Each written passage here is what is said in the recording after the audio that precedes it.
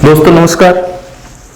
हम administrative thought नाम से जो यूनिट है वो पढ़ रहे हैं। आज उस पे दूसरा अपना एपिसोड है। दोस्तों थॉट्स क्या है? थॉट्स का मतलब अगर हम एडमिनिस्ट्रेटिव थॉट की बात करें तो एडमिनिस्ट्रेटिव थॉट का मतलब है कि जो एडमिनिस्ट्रेशन करता है काम, चाहे वो प्राइवेट हो चाहे पब्लिक एडमिनिस्ट्रेशन हो, किसी ऑर्गेनाइजेशन के माध्यम से काम करता है। उन ऑर्गेनाइजेशंस के माध्यम से काम करता है तो उस ऑर्गेनाइजेशन के विविध पक्षों पर सावधानी पूर्वक वैज्ञानिक तरीके से उन पक्षों का विश्लेषण करना ही थॉट कहलाता है। जैसे बात करें सोशियोलॉजिकल थॉट की, तो सोशियोलॉजिकल थॉट का मतलब है कि सोसाइटी में कौन सी प्रॉब्लम्स हैं, कौन कौन से प्रतिमान प्रचलित हैं, उन प्रचलित प्रतिमानों के पीछे क्या कोई वैज्ञानिक आधार है, ऐसी कौन सी परंपराएं हैं जो दुष्प्रथाएं या ऐसी प्रथाएं बनकर सामने आ गई हैं जो सामाजिक विकास को रोक रही हैं, ऐसी कौन सी चुनौतियां हैं समाज के समक्ष जिनको दूर करना जरूरी है, वो कहलाता है सामाजिक विचार। ऐसे ही एडमिनिस्ट्रेटिव थॉट का अर्थ ये है कि ऑर्गेनाइजेशन के समक्ष कौन सी चुनौतियां हैं, हम बेस्ट तरीके से ऑर्गेनाइजेशन को कैसे डेवलप कर सकते हैं, कैसे स्ट्रक्चर कर सकते हैं, उसकी प्रोसेसेस को कैसे बेहतर बना सकते हैं, ताकि जो भी गोल है, पर्पज है या एम है, उसका बेस्ट वे में, एफिशिएंट वे में, इकोनॉमिकल वे में हम उसको अचीव कर सके। तो हम इस एडमिनिस्ट्रेटिव थॉट के जो यूनिट है उसमें है क्लासिकल थ्योरी। हमने कल क्लासिकल थ्योरी को समझने की थोड़ी सी कोशिश की थी, आज उसको थोड़ा और विस्तार से समझने का प्रयास करेंगे। दोस्तों एडमिनिस्ट्रेशन क्या है? एडमिनिस्ट्रेशन ऑर्गेनाइजेशंस के माध्यम से कुछ विशिष्ट लक्ष्यों को अचीव करने का प्रयास करता है। ऑर्गेनाइजेशन क्या है? एक इंस्ट्रूमेंट है, एक उपकरण है जो कलेक्टिव पर्पज को, एम को, ऑब्जेक्टिव को प्राप्त करने का एक साधन है ऑर्गेनाइजेशन। ऑर्गेनाइजेशन के माध्यम से एडमिनिस्ट्रेशन अपने विशिष्ट लक्ष्यों के उद्देश्यों की पूर्ति करने का प्रयास करता है। जैसे ऑर्गेनाइजेशन के उदाहरणों की अगर हम बात करें, परिवार एक ऑर्गेनाइजेशन है, पंचायत एक ऑर्गेनाइजेशन है, थाना एक ऑर्गेनाइजेशन है। इन तीनों की अगर बात करें, तीनों के कुछ विशिष्ट गोल हैं, विशिष्ट एम हैं। फैमिली व्यक्ति को मूल्य, प्रतिमान, सामाजिक बुद्धि का विकास, उसमें सांस्कृतिक जो पहलू हैं उनका विकास करता है। पंचायत, ग्राम पंचायत का कैसे विकास किया जाए, कैसे कलेक्टिव डिसीजन लिए जाएं, कैसे पार्टिसिपेशन बढ़ाया जाए लोगों का, कैसे हर व्यक्ति को एम्पावर किया जाए, इसका प्रयास करता है। थाना, कानून और व्यवस्था कैसे मेंटेन रखी जाए, ऐसे क्या प्रयास किए जाए कि सोसाइटी में किसी भी प्रकार की कोई अपराध ना हो। अमेजन एक ऑर्गेनाइजेशन है, RSRTC एक ऑर्गेनाइजेशन है जो अपनी बसों के माध्यम से हमें अपने गंतव्य तक पहुंचाता है। बाटा एक संगठन है, रिलायंस एक ऑर्गेनाइजेशन है, HPCL एक ऑर्गेनाइजेशन है। यानी हर ऑर्गेनाइजेशन का कोई स्पेसिफिक पर्पज है, स्पेसिफिक एम है। अब इस एम को बेस्ट वे में कैसे अचीव किया जाए, उसकी संरचना कैसी हो, उसकी प्रक्रियाएं कैसी हो, वो एनवायरनमेंट के साथ कैसे बेस्ट वे में इंटरेक्ट करे, वो लोगों के साथ मार्केट में एक्सचेंज कैसे करे, इन्हीं चीजों को समझने के लिए एडमिनिस्ट्रेटिव थॉट डेवलप हुए।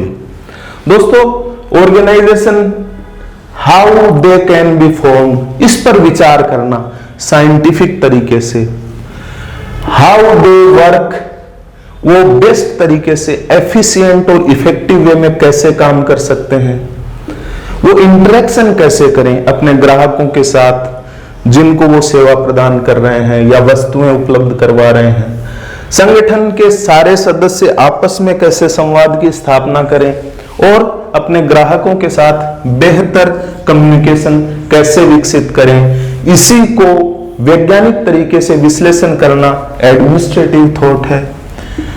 अपने एम्प्लॉइज को, अपने सदस्यों को, जो एक कलेक्टिव पर्पज के लिए जिन्होंने एक स्ट्रक्चर का गठन किया है, उन सारे सदस्यों को कैसे हम मनोबल उनका बनाए रखें, कैसे उनको अभिप्रेरित रखें ताकि वस्तु या सेवा का उत्पादन बहुत बेहतर तरीके से संभव हो सके। कैसे डिसाइड करें किस सेवा का उत्पादन करना है, किस वस्तु का उत्पादन करना है, कैसे वो वस्तु और सेवा ग्राहकों तक पहुंचानी है, नए इनिशिएटिव क्या लिए जा सकते हैं, ये डिसाइड करना कैसे बेस्ट तरीके से पॉसिबल है, इसके बारे में कुछ सामान्य जानकारी, कुछ विशिष्ट जानकारी, कुछ वैज्ञानिक जानकारी जुटाना और उसको एक विस्तृत रूप से उसका खाका तैयार करना, यह है एडमिनिस्ट्रेटिव थॉट। इन्हीं चीजों को समझने के लिए, इन्हीं चीजों को वैज्ञानिक विश्लेषण के लिए बहुत सारे थिंकर्स ने, बहुत सारे प्रैक्टिशनर्स ने क्या किया, स्टडी की, ऑर्गेनाइजेशन की स्टडी की, प्रोसेसेस की स्टडी की, एनवायरनमेंट के साथ उनका इंटरेक्शन कैसे, इसकी स्टडी की, और इसी स्टडी के आधार पे उन्होंने कुछ स्टैंडर्ड्स, प्रिंसिपल्स डेवलप किए जिनको हम लोक प्रशासन की दृष्टि से सिद्धांत कहते हैं। और इन्हीं सिद्धांतों में से एक सिद्धांत है शास्त्रीय सिद्धांत, जिसको परंपरागत सिद्धांत, क्लासिकल थ्योरी कहा जाता है। दोस्तों, क्लासिकल थ्योरी का जो बेसिक जो पर्पज है, हर वेरियस थिंकर्स ने ऑर्गेनाइजेशन को अलग तरीके से देखा, अलग तरीके से समझा और उस पर अलग तरीके से साहित्य की रचना की, अलग विश्लेषण प्रस्तुत किए, अलग अर्थ प्रस्तुत किए, अलग तर्क प्रस्तुत किए। क्लासिकल थ्योरी एक विशिष्ट पहलू पर बल देती है, इसी आधार पर वेरियस सिद्धांतों का निर्माण हुआ। उनमें से एक प्रमुख सिद्धांत है क्लासिकल थ्योरी। ये क्या करती है, ये डिफाइन करती है प्रिंसिपल्स के बारे में, सिद्धांतों के बारे में। यहां सिद्धांतों का अर्थ है कि किसी संगठन को किन किन चीजों को ध्यान में रखना चाहिए उसके निर्माण के समय, उसके वो जब कोई पर्पज के लिए कोई काम या टास्क एग्जीक्यूट कर रहा है तो उसे किन चीजों का ध्यान रखना चाहिए, वही तत्व कहलाते हैं प्रिंसिपल्स, जिसका बेसिक, इस थ्योरी का बेसिक पर्पज है टू मेंटेन स्टेटस को, यानी सोसाइटी में कैसे बेहतर तरीके से शांति सौहार्द बना रहे, स्टेटस को यानी यथास्थिति मेंटेन रहे। इसी पहलू पर यह थ्योरी फोकस करती है। इस स्टेटस को मेंटेन करने के लिए कैसे इकोनॉमिकल वे में काम किया जाए, कैसे एफिशिएंट वे में काम किया जाए, कैसे रिसोर्सेज के, क्योंकि बेसिकली ये जब थ्योरी डेवलप हो रही थी 1870 से 1930 1950 के बीच, तो वेरियस नेशन स्टेट्स का उदय हो रहा था वैश्विक स्तर पर। उन नेशन स्टेट्स का पहला बेसिक जो उनके सामने चैलेंज था वो था कि हम अपने अस्तित्व को कैसे बेटर करें, कैसे मास लेवल पर प्रोडक्शन करें। खासकर यूरोप और अमेरिका, ये लोग उस समय साम्राज्यवादी प्रवृत्ति इन देशों में आ चुकी थी। वो सोच रहे थे कि अगर अपने देश में स्टेटस को रहता है, यथास्थिति रहती है और एफिशिएंट वे में ऑर्गेनाइजेशंस काम करेंगे तो हम ज्यादा से ज्यादा विश्व के जो भूभाग हैं उन पे अपना अधिकार जमा पाएंगे। ये जो थ्योरी है ये बल देती है स्टेबिलिटी पे, एफिशिएंसी पर और इकोनॉमी पर। इसका जो मूलभूत गोल है प्रोडक्शन बढ़ाना, संगठनों में डिसिप्लिन कैसे मेंटेन रखा जा सकता है, संगठन की बेस्ट प्रणाली या बेस्ट तरीका क्या हो सकता है। ये जो क्लासिकल थ्योरी है ये बेसिकली बेस्ट वे की बात करती है ऑर्गेनाइजेशन के अंदर। ये इस बात की परवाह नहीं करती कि एनवायरनमेंट के साथ उसके रिलेशन कैसे हैं, ये बात करती है कि संगठन के सदस्यों के आपसी रिलेशन कैसे हैं, प्रोसेसेस कैसी प्रोसेसेस हों, ये बताती है कि ऐसी प्रोसेसेस होंगी तो संगठन में डिसिप्लिन रहेगा, संगठन का प्रोडक्शन बढ़ेगा, संगठन की संरचना स्थायी रहेगी, वो इकोनॉमिकल वे में काम करेगा, वो दक्ष तरीके से काम करेगा, वो स्टेबल रहेगा और स्टेट को बनाकर रखेगा, उसके अस्तित्व को बचाकर रखेगा।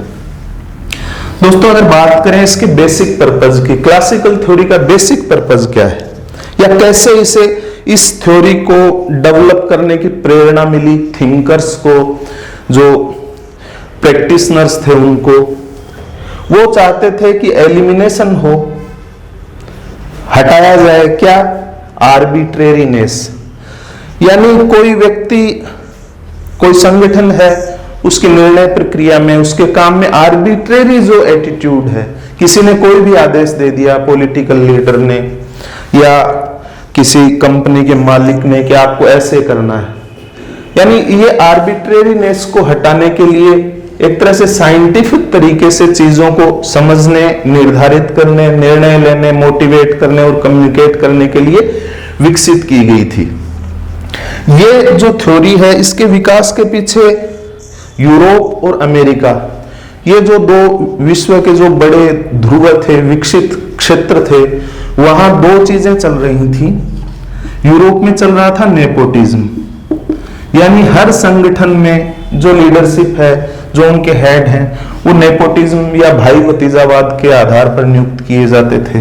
यूएस में चल रहा था स्पॉइल सिस्टम, यानी जो भी पॉलिटिकल पार्टी पावर में है, सारे संगठनों का नेतृत्व उसके राजनीतिक कार्यकर्ता करते थे और अपने डिसीजंस में सारे लोग आर्बिट्रेरी होते थे। इससे संगठन प्रोडक्टिव वे में काम नहीं कर पाता था, डिसिप्लिन मेंटेन नहीं रह पाता था, इकोनॉमी मेंटेन नहीं रह पाती थी, एफिशिएंट तरीके से काम नहीं कर पाते थे, डिसीजन लेने में डिले करते थे, प्रॉपर वे में आपस में ना कम्युनिकेट हो कर पाते थे, ना स्वयं संगठन के सदस्य आपस में, और ना एनवायरनमेंट के साथ प्रॉपर इंटरेक्ट कर पाते थे। इसी पर्पज को ध्यान में रखकर वेरियस थिंकर्स ने डेवलप की क्लासिकल थ्योरी। क्लासिकल थ्योरी के जो जितने भी तत्व हैं, जितने एलिमेंट्स हैं, उनके निर्माण में, रचना में, उनके विकास में महत्वपूर्ण रूप से जो फाउंडर्स हैं उनकी बात करें तो वेबर, मैक्स वेबर जर्मन समाजशास्त्री थे। जर्मनी को पहले प्रशा कहा जाता था। प्रशा के संगठन बहुत विशिष्ट थे, बहुत एफिशिएंट थे, खास करके राज्य के जो कार्य हैं उनको निष्पादित करने में प्रशा के नेतृत्व में ही आधुनिक जर्मनी का निर्माण हुआ था, या एकीकरण जिसको कहते हैं। तो वहां के संगठनों से वेबर बहुत ज्यादा प्रभावित थे। तो वहां के संगठनों का अध्ययन करके उन्होंने एक मॉडल डेवलप किया कि संगठनों का बेसिक मॉडल क्या हो सकता है। क्लासिकल थ्योरी मैक्स वेबर के मॉडल से बहुत सारे तत्व लेती है। ये विकसित हुई क्लासिकल थ्योरी डाइकोटोमी से। जब बात की वुड्रो विल्सन ने पब्लिक इंटरेस्ट की, बात की पॉलिसी मेकिंग और पॉलिसी एग्जीक्यूशन के बीच में विभाजन की, तो यहीं से क्लासिकल थ्योरी की शुरुआत हुई कि संगठन बेहतर तरीके से कैसे काम करें और पब्लिक इंटरेस्ट को कैसे बढ़ाएं। इस थ्योरी के निर्माण में फ्रेडरिक विंसलो टेलर के जो एक्सपेरिमेंट थे, उनसे जो निष्कर्ष निकाले और उन्होंने बात की वन बेस्ट वे की, उसके तत्व शामिल है शास्त्रीय विचारधारा में। शास्त्रीय विचारधारा में शामिल हैं जो एक इंडस्ट्रियल इंजीनियर थे हेनरी फेयोल, उनके 14 सिद्धांत। इस क्लासिकल थ्योरी के मूल तत्व हैं पोस्ट वॉर, जो लिंडाल उर्विक और लूथर गुलिक का एक दिया गया एक एक्रोनीम है, जो बात करता है कि बेसिक या फाउंडिंग प्रिंसिपल्स क्या हैं या काम क्या है किसी ऑर्गेनाइजेशन के। तो दोस्तों, अगर आप क्लासिकल थ्योरी को सिंपली समझने की कोशिश करेंगे तो शास्त्रीय विचारधारा कहें या शास्त्रीय सिद्धांत कहें या परंपरागत सिद्धांत करें, बहुत सिंपल है।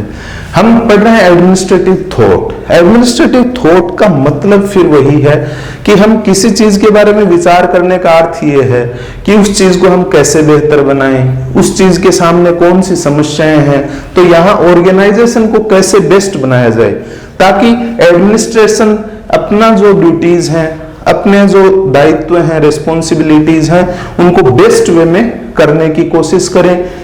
क्लासिकल थ्योरी या शास्त्रीय विचारधारा का जो फाउंडेशन था वो वेबर, विल्सन, टेलर, गुलिक, उर्विक और फेयोल के जो स्टडीज थी, जो उनके थॉट्स थे, जो उनके एक्सपेरिमेंट्स थे, उनसे मिलकर ये बनी है शास्त्रीय विचारधारा, क्लासिकल थ्योरी या शास्त्रीय सिद्धांत। इसका बेसिक पर्पस था एलिमिनेशन ऑफ आर्बिट्रेरीनेस।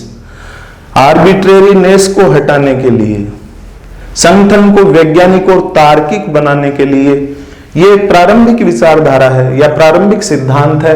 और जो प्रारंभिक सिद्धांत होता है, यानी सिद्धांत का अर्थ है एक तरह से साइंटिफिक स्टडी करके कुछ निष्कर्ष निकाले जाएं, उनको कहते हैं थ्योरी। तो पब्लिक एडमिनिस्ट्रेशन के संदर्भ में जो ऑर्गेनाइजेशंस हैं उनके बारे में पहली सिस्टेमेटिक स्टडी थी, इसलिए इसको शास्त्रीय या क्लासिकल कहा जाता है। आशा है आप शास्त्रीय विचारधारा या शास्त्रीय सिद्धांत के बारे में आप में अभिरुचि पैदा हुई होगी। कोई भी वीडियो, कोई भी चर्चा, कोई भी गाइडलाइन स्वाध्याय से बेटर नहीं है। आशा है आप करोगे। धन्यवाद, नमस्कार।